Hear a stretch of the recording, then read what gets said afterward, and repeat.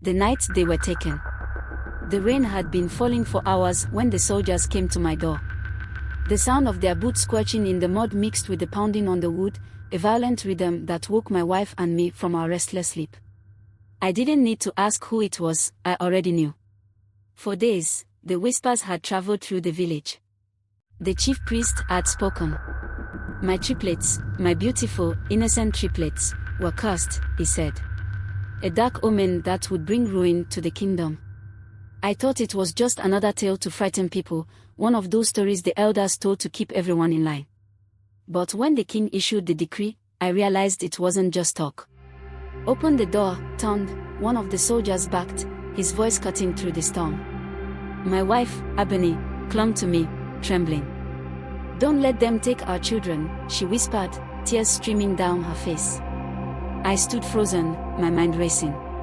Outside, I could hear the cries of my neighbors, begging the soldiers to leave us alone. But I knew no one would dare stop them.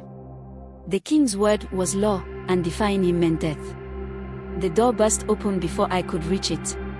3 soldiers stormed in, their faces shadowed by the dim light of our oil lamp.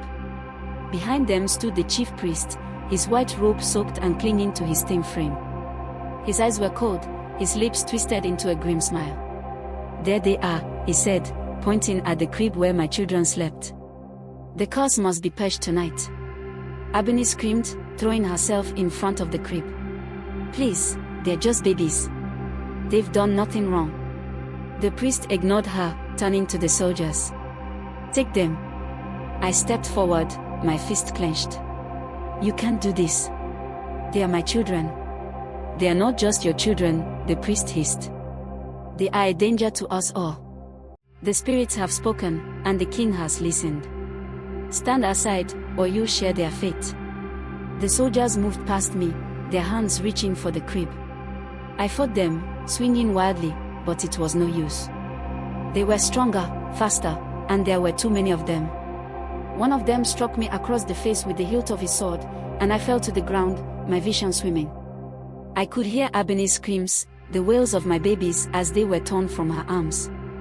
The last thing I saw before I blacked out was the priest's face, expressionless as he watched the soldiers carry my children into the night. When I woke, the house was silent. Ebony was on the floor, her body shaking with sobs. I crawled to her, holding her as we cried together. They were gone, our babies were gone.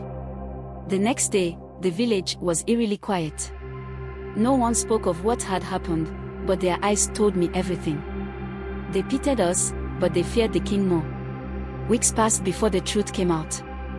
The chief priest, haunted by the spirits he claimed to serve, began to unravel. He would scream in the night, begging for forgiveness, until finally, he confessed. It wasn't the curse that had doomed my children, it was greed. The king wanted my land, the fertile soil that surrounded my home. The priest had lied, fabricating a prophecy to justify the king's theft. And the villagers, terrified of the king's wrath, had remained silent. The priest was executed for his betrayal, but it brought me no comfort. My children were gone, sacrificed for a lie, and the man who had ordered it all still sat on his throne. Even now, I hear their cries in my dreams. I see their tiny faces, their innocent eyes looking up at me. And I wonder if they forgive me for not protecting them, for not fighting harder. The rain hasn't stopped since that night. Some say it's the spirits mourning what was done. But I know the truth, it's my children's tears, falling endlessly from the heavens.